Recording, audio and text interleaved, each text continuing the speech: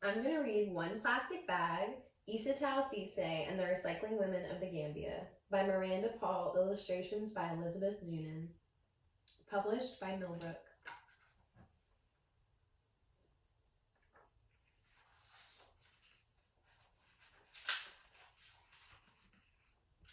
Isatou walks with her chin frozen. Fat raindrops pelt her bare arms. Her face hides in the shadows of a palm leaf basket, and her neck stings with every step. Warm scents of burning wood and bubbling peanut stew drift past her. Her village is close now. She lifts her nose to catch the smell. The basket tips. 1 fruit tumbles, then 2, then 10. The basket breaks and Isatou kicks the dirt. Something silky dances past her eyes, softening her anger. It moves like a flag flapping in the wind and settles under a tamarind tree. Isatou slides the strange fabric through her fingers and discovers it can carry things inside. She gathers her fruit in the bag. The basket is useless now, so she drops it, knowing it will crumble and mix back in with the dirt.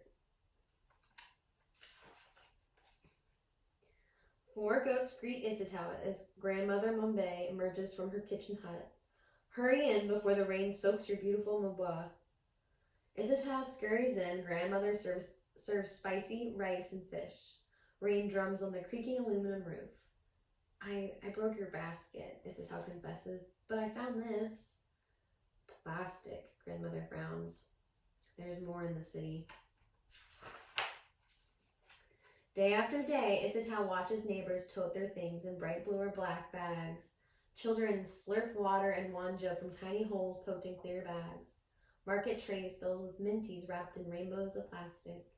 The colors are beautiful, she thinks. She swings her bag high. The handle breaks. 1 paper escapes, then 2, and then 10.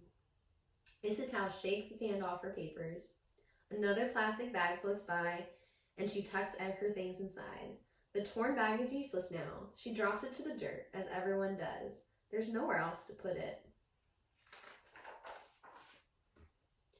Day after day, the bag she dropped is still there. 1 plastic bag becomes 2, then 10, and then 100. Plastic isn't beautiful anymore, she thinks. Her feet step down a cleaner path, and the thought floats away. Years pass, and Isatou grows into a woman. She barely notices the ugliness growing around her until the ugliness finds its way to her. Isatou hears a goat crying and hurries towards Grandmother's house. Why is it tied up? Where are the other goats?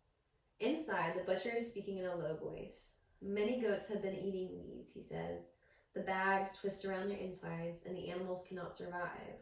Now 3 of your goats and so many other goats in the village have died.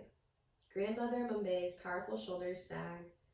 Isatou must be strong and do something. But what? Isatou's feet lead her to the old, ugly road. A pile of garbage stands as wide as Grandmother's cooking hut. Mosquitoes swarm near dirty pools of water alongside the pile. Smoke from the burning plastic stings her nose, and her feet back away. Goats scamper past. They forage through the trash for food. Her feet stop. She knows too much to ignore it now. Holding her breath, she collects 1 plastic bag from the pile, then 2, then 10, and then 100. What can we do? Isatou asked her friends. Let's wash them, said Fatim, pulling out Omo soap. Miriam grabs a bucket and Inca fetches a water from the well. Peggy finds clothespins and they clip the washed bags on the line. As the bags dry, Isatou watches her sister crochet. Can you teach me?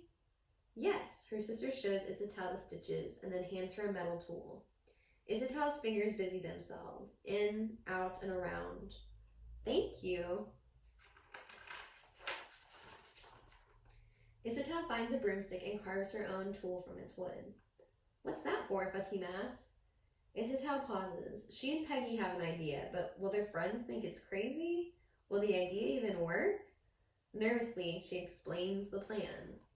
1 friend agrees to help, then 2, then 5. The women cut bags into strips and roll them into spools of plastic thread. Before long, they teach themselves how to crochet with this thread.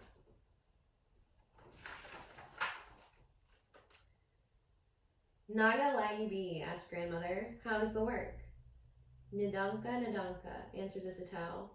Slow. Some people in the village laugh at us. Others call us dirty. But I believe what we are doing is good. The women crochet by candlelight, away from those who might mock them. Until a morning comes when they will no longer work in secret.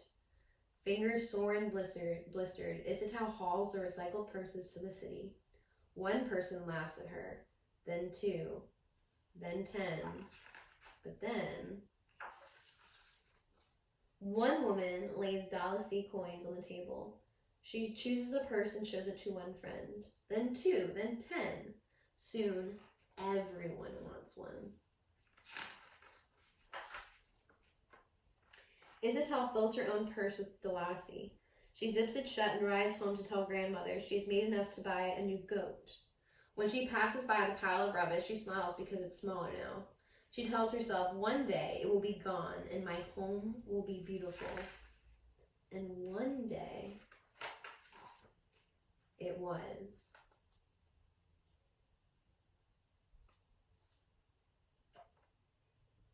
Thank you guys for reading about Isatou Ceesay and the recycling women of Gambia.